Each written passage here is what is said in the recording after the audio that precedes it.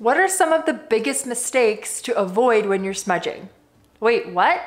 There are mistakes I can make while smudging? Yes, there is. And you might be making some of these mistakes without even knowing it. If you want to learn what the biggest mistakes to avoid when you're smudging, then keep on watching. Hi there, I'm Mallory from tribaltradeco.com.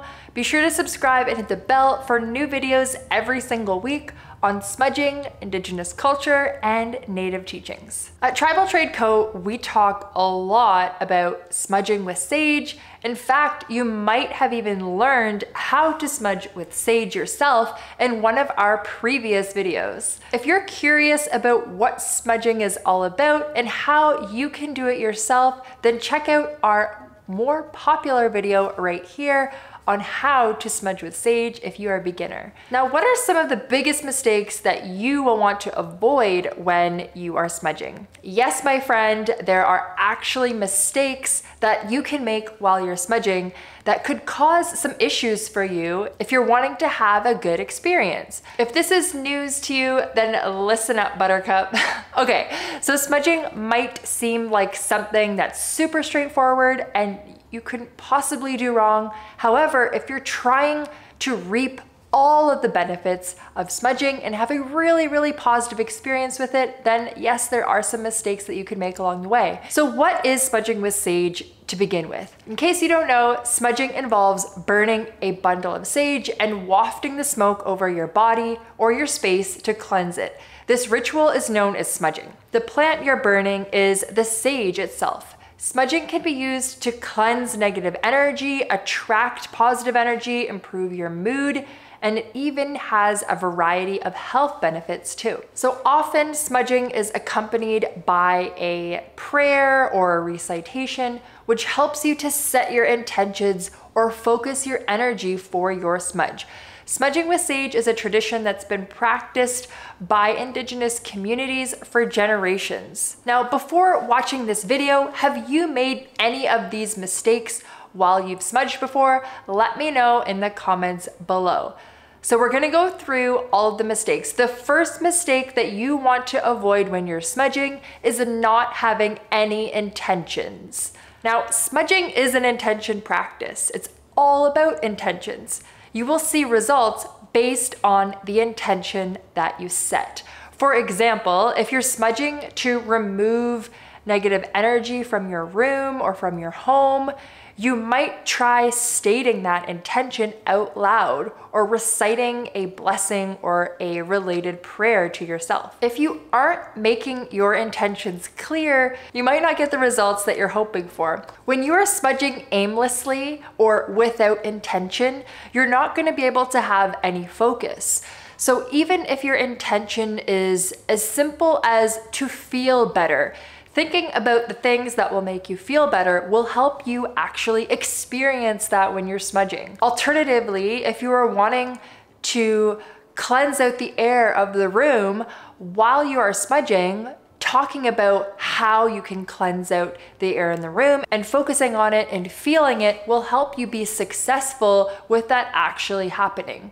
This is how the law of attraction, the power of intention, and manifestation all works together. It's so important with life in general to set goals, to set intentions, to be able to have focus on what you're trying to achieve. Just the exercise of thinking about it will help you feel those feelings and connect further with yourself, which is what smudging is all about in the first place. Now on to our second mistake. Now that you understand to smudge with intention, don't smudge aimlessly, and make sure that you are setting clear intentions for your smudge, you can move on to the next mistake that you want to avoid, which is mistake number 2. Essentially, when you are blowing out your sage or your smudge before it's ready to, before it burns out on its own, you are interfering with the natural occurrence and the natural burning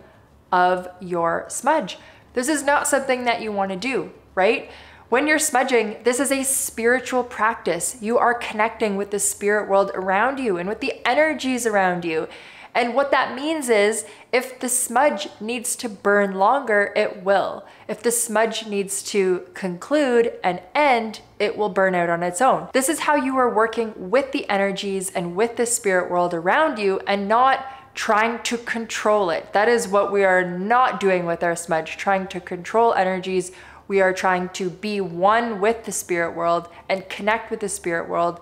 And you need to allow the energy to do its thing, which is why we don't interfere with the smudge when it is burning. We don't crush it or blow it out or smother it. We allow it to burn until it naturally burns out on its own. All right, now on to the third mistake that you want to avoid when you're smudging, which is smudging with the entire smudge stick. So this mistake is often confused when people are new to smudging, and that is that you don't need to smudge with your entire smudge stick or your entire sage bundle.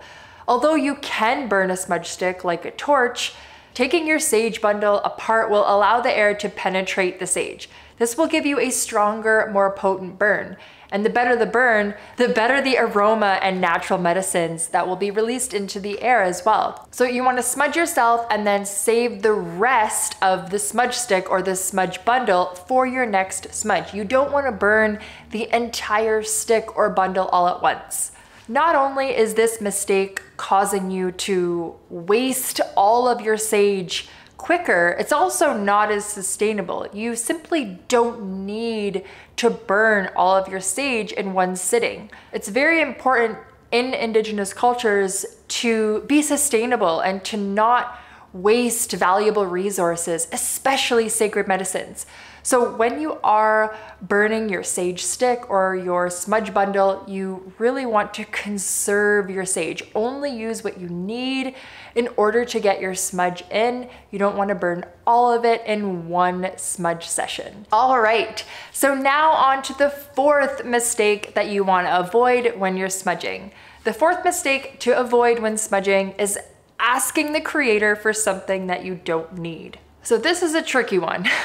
Just because you think you want or need something doesn't mean that you actually need it. Smudging attracts the energy or outcome that we genuinely need. If you're not feeling better after you smudge, you might be focused on something that you don't need or something that isn't right for you. A good way to cure this issue is to reevaluate your priorities and your intentions from mistake number one. This can help you to truly focus on what you need, not just what you want. All right, so now on to the fifth mistake to avoid while smudging is not smudging consistently. A very common mistake is not smudging on a consistent basis. Smudging should be part of your routine if it's something that you want to reap the full benefits of. Smudging regularly reinforces our intentions and guides our focus, energy, and our clarity in the right direction. Smudging just once might and probably isn't enough to see any true results. If you do incorporate smudging and with it gratitude and mindfulness into your daily routine, your weekly routine, you're more likely to experience a very positive and fulfilling outcome as a result. So now, after learning these 5 mistakes that you can avoid while smudging, you can start utilizing the uses of sage and smudging more confidently. Some of these mistakes I'm sure you didn't even know about. So if you like this video, please let us know by liking it below, subscribe to this channel, and share it with your friends. Please let us know in the comments why you started smudging in the first place.